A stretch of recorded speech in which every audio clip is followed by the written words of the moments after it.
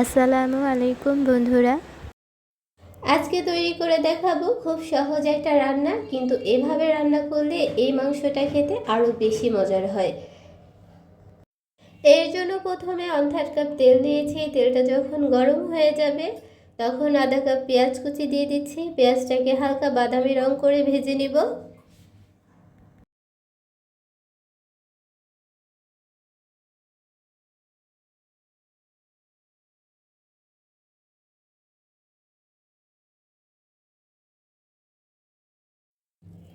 পেঁয়াজটা ভাজা হয়ে গেলে এখানে গরম মশলা অ্যাড করে দিচ্ছি। এখানে আছে 4টার মতো দিয়েছি এলাচ, 2টো দারচিনি, 4টা লবঙ্গ, 4টা গোলমরিচ আর বড় একটা তেজপাতা দিয়ে দিয়েছি। এখন এটাকে ভেজে নিব। সুন্দর একটা স্মেল চলে আসলেই গুঁড়ো মশলা অ্যাড করে দিব।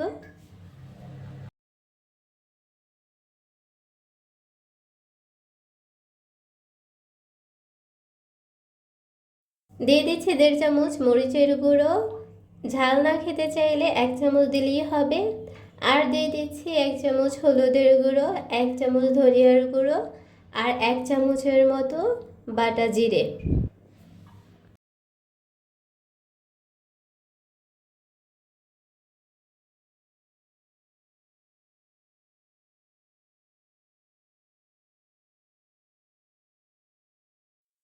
এখন সব কিছুকে মিশিয়ে নিব আর সামান্য পানি দিয়ে দিব যাতে মশলাগুলো পুড়ে না যায়। এই পর্যায়ে এসে 1.5 চামচ আদা রসুন বাটা দিয়ে দিচ্ছি।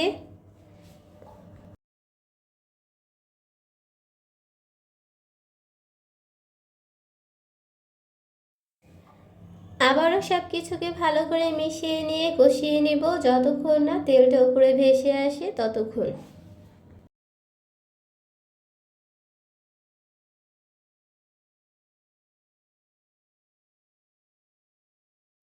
কষানো হয়ে গেলে স্বাদ মতো লবণ দিয়ে দিচ্ছি। আর লবণটা শেষে দিলে ভালো হয়, তাহলে রান্নার কালারটা সুন্দর থাকে।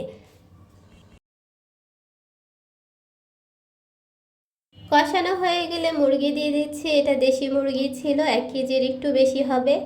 এখন মাংসটাকে দিয়ে ভালো করে কষিয়ে নেব। যেহেতু দেশি মুরগি, এটা একটু রান্না করতে বেশি সময় লাগে, তাই এটাকে আমি ভালো করে মিশিয়ে এটাকে ঢেকে রান্না করে নিব 10 মিনিটের মতো। এখানে এক্সট্রা কোনো পানি দেওয়ার দরকার নেই, কারণ মাংসটা যখন ঢেকে কষানো হবে তখন এর থেকে অনেকটা পানি বের হবে।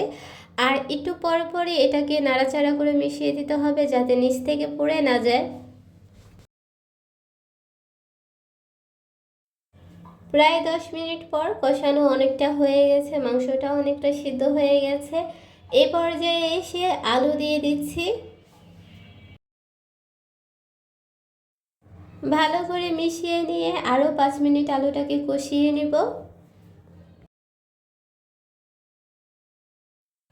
আলুটা কষানো হয়ে গেলে এখানে পরিমাণ মতো পানি দিয়ে দেব। পানিটা তোমাদের ইচ্ছে মতন কে কতটা ঝোল রাখবে সেই অনুযায়ী দিয়ে দিবে। আর এখানে কিন্তু ফুটন্ত গরম পানি ব্যবহার করেছি, এর কারণে মাংসের স্বাদটা ঠিকঠাক থাকবে। আর ফ্লেভারের জন্য কয়েকটা কাঁচামরিচ দিয়ে দিচ্ছি। এখন এটাকে রান্না করে নিব 15 মিনিটের জন্য। 15 মিনিট পর এটা যখন হয়ে যাবে, আলুটা সিদ্ধ হয়ে গেলেই বুঝতে হবে যে মাংসটাও সিদ্ধ হয়ে গেছে। এই পর্যায়ে এসে ভাজা জিরের গুঁড়ো দিয়ে দিচ্ছি আধা চামচ। জিরের গুঁড়ো দেওয়া হয়ে গেলে 2 মিনিট রান্না করে চুলা থেকে নামিয়ে নিব। তো দেখতেই পাচ্ছ বন্ধুরা, কত সহজে এভাবেই মুরগি দিয়ে আলুর ঝোল রান্না করা যায়।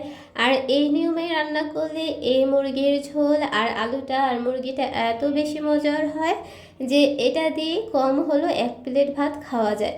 তো এভাবেই রেসিপিটি ফলো করতে পারো। রেসিপিটি ভালো লাগলে এভাবে একবার রান্না করে দেখতে পারো।